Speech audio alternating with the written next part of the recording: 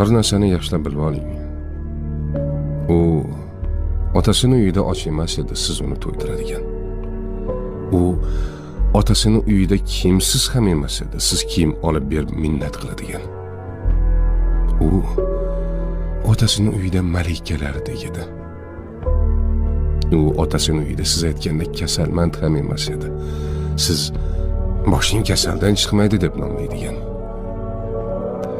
U otasini uyida kiyimsiz ham emas edi. Siz kiyim olib berib minnat qiladigan. Hammasidan kechib sizning yoningizga keldimi? Ayolingizni qadrlang. Ayol Allohning omonati. Uni xo'rlash omonatga xiyonatdir. Omonat qilib bergan zot bir kun omonatning ustida albatta